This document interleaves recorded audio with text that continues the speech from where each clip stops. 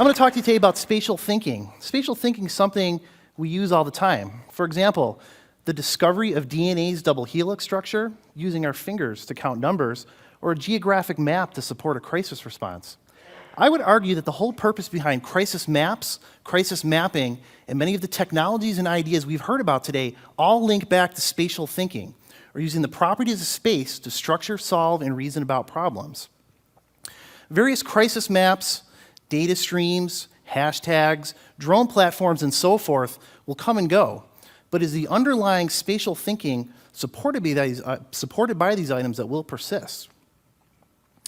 Now, as a geographer, I am passionate about how spatial thinking skills can be developed and supported using maps and geographic information communication technologies.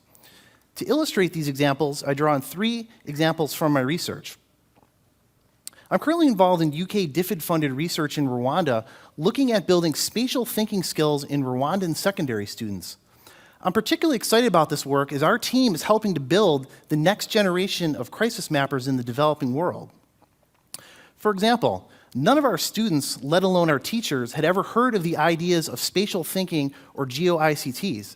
That's why I particularly like this image, as it shows a student learning about geo-ICT from his teacher. Our students are learning how to think spatially and use GIS and geo-ICTs to address local important issues. For example, this student-created 3-dimensional map that shows areas of high risk around a school due to erosion and landslides.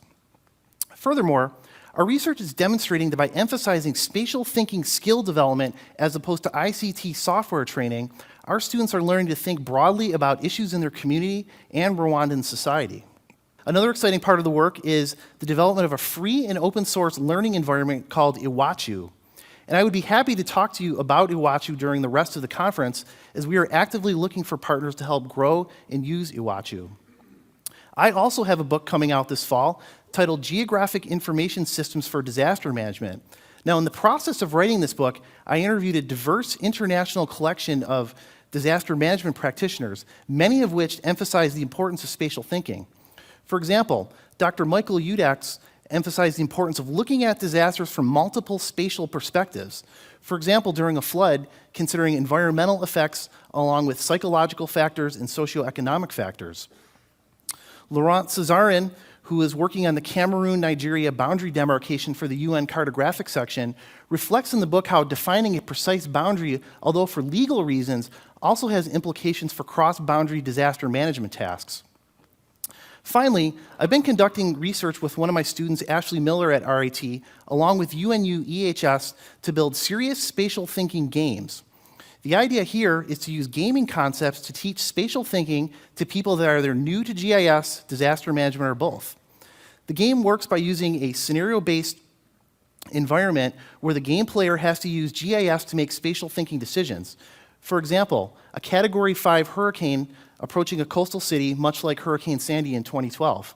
As you can see here, the game player is being prompted with 3 choices to make as to which type of ground elevation representation they should include in their map to make a decision about potential storm surge.